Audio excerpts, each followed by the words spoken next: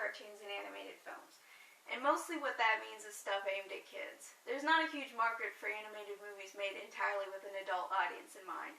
Not in the US anyways. Mostly it's reduced to stuff like Family Guy and The Simpsons, which can be enjoyable in their own way, but doesn't have the kind of depth and complexity that some live-action films and shows have.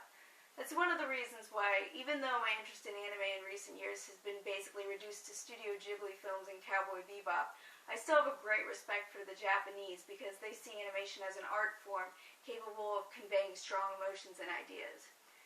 And that's why I decided to start this new segment. I want to take a look at some of the animated films that are made for adults.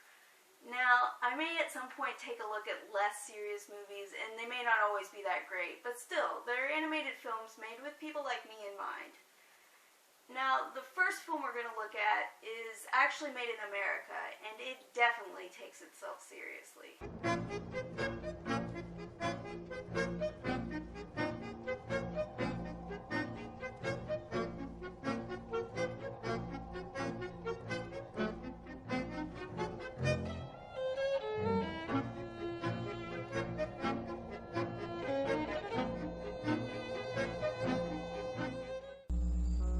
It's difficult to describe something like Waking Life. This is not the sort of film you watch for entertainment, and it probably isn't for everyone. Even if it does appeal to you, it's one of those things that you have to be in the right mood to watch, because otherwise it's hard to really be receptive to the content. It's nearly impossible to discuss Waking Life based on any kind of chronological storyline, as it doesn't really have much of a plot. It's basically a series of conversations, lectures, and singular moments that focus on philosophy, existentialism, the nature of dreams, society, and perception. The main character is never given a name and is mostly a passive player in his own story, moving from person to person in a perpetual state of dreaming and false awakenings. There is some sense that the film is building up to something and that the conversations somehow can be linked together, but half of the time the scenes even contradict each other. Ultimately, we're led to believe that what we're watching is actually the main character's stream of consciousness before his brain dies, or the moment before he is cut free from the illusion of life.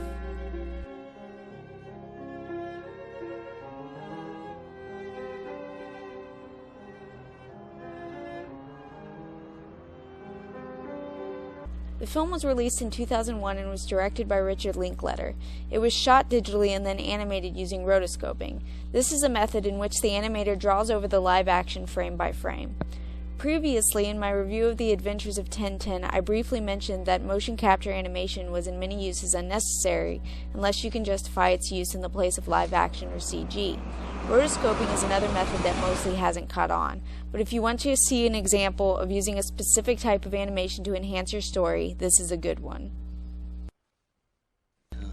The animation in Waking Life is as fascinating as some of the content. It is very inconsistent and changes and wavers from scene to scene, sometimes looking quite realistic, while other times appearing very abstract. It's also used to enhance the dreamlike tone of the film. Since the character we're watching is apparently always in a state of dreaming, backgrounds waver and move continuously.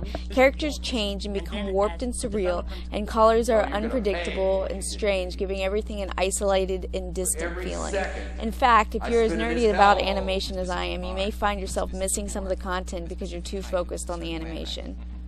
Not that it's hard to miss some of the content. At its best, Waking Life fascinates and engrosses, but there are many times when it feels like you're sitting in a college lecture, and it can be hard to concentrate.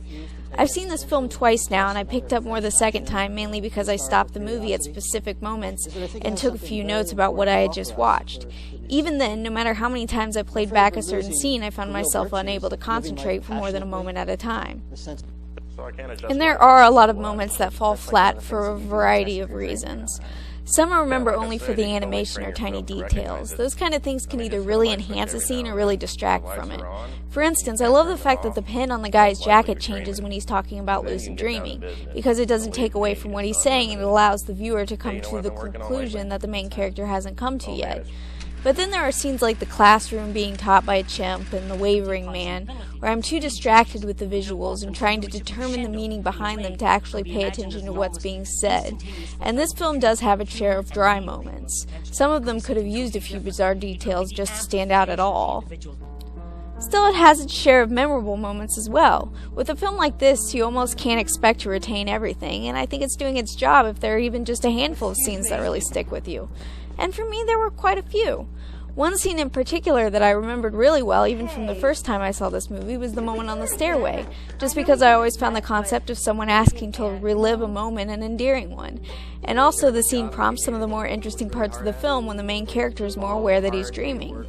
I've always been really interested in dreams, so the second part of Waking Life really fascinates me.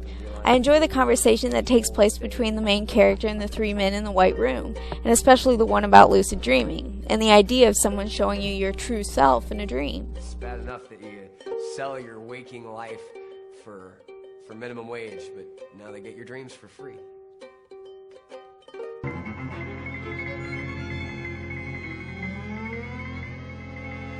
There are also a lot of harsh scenes in Waking Life, all of which stand out. The man in the jail cell for one, and the scene with the gas station attendant and the barkeeper, which was memorable to me because of how unsettling it was. The entire thing is a gas station attendant recounting a story to the bartender about how he shot a burglar, but he tells the story with such a lack of emotion, and then with very little ceremony, they both shoot each other.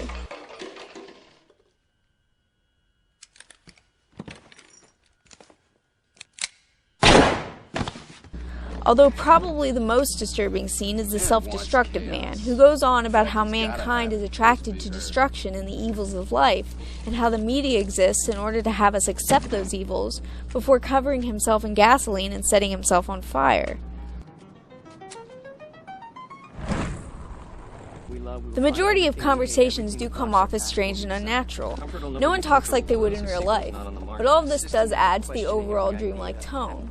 Towards the beginning, the main character just listens. Sometimes he doesn't even appear to be present, and then later he starts to participate in the conversation a little, especially as he becomes more and more aware of the dream he's in, and more frustrated with continuously moving through a dream within a dream.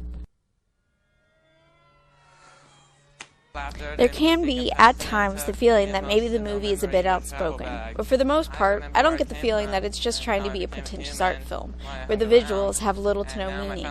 It is, on the whole, a thought-provoking and fascinating experience, set up in a way that will evoke emotion even if the viewer is not always certain what it is they should be feeling. Critically, this film was mostly well received, but I can't really call it critically acclaimed, and I can understand why. It's mostly an acquired taste. But personally, I think it's a work of art. I think that the content, music, and animation all work together to create an interesting experience that will most likely stick with you for a while. And while I can't really recommend it as a film that I think most people would enjoy, I do recommend it for anyone who has a great appreciation of animation and philosophy. I'm the Animated Heroine. Have a nice evening.